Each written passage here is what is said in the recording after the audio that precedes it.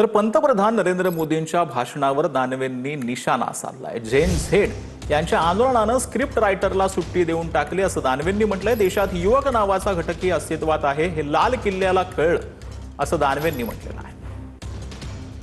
तर या संदर्भात अंबादास दानवेंनी काय ट्विट केलंय पाहूयात। जेन झेडच्या एका आंदोलनानं आता थेट स्क्रिप्ट रायटरला सुट्टी देऊन टाकली असं अंबादास दानवेंनी म्हटलं। कालपर्यंत भाषणात 24 तास फक्त लाडकी बहीण चालू होतं।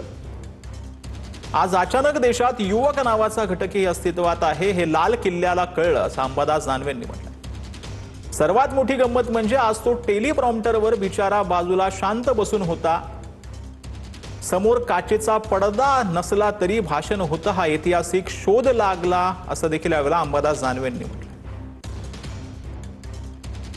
इन्स्टावर रील बनवणारी पिढी रस्त्यावर उतरली की स्क्रीन बाजूला ठेवून थेट कच्चा मजकूर बोलायला लागतंय असं अंबादास दानवेंनी म्हटलं। यालाच म्हणतात खरा सिस्टम अपडेट असं देखील अंबादास दानवेंनी आपल्या एक्स्ट्रा पोस्टमध्ये म्हटलेलं आहे।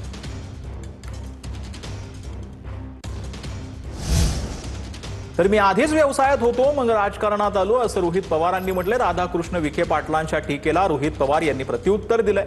इतरांप्रमाणे राजकारणाची व्यवसाय केला नाही असं रोहित पवारांनी म्हटलंय। दरम्यान रोहित पवारांना आता दुसरा कोणताही उद्योग उरलेला नाही, त्यामुळे त्यांनी सध्या सुरू असलेले उद्योग थांबवले तरी खूप झाला अशी टीका विखेंनी केली होती।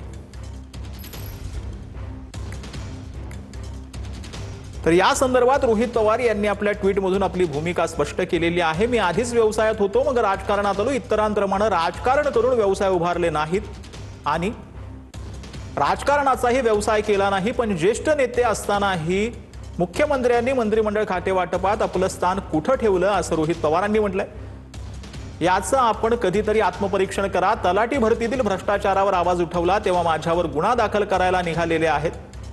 अहिल्यानगर मनमाड रस्त्यावरील खड्ड्यात आपली गाडी पंक्चर झाली का? तलाठी भरतीत भ्रष्टाचार झाल्याचा आणि अनेकांनी यात मलिदा खाल्ल्याचं सिद्ध झालं, त्यामुळे तत्कालीन महसूल मंत्री म्हणून जबाबदारी स्वीकारून आता राजीनामा द्या असं रोहित पवारांनी म्हटलं।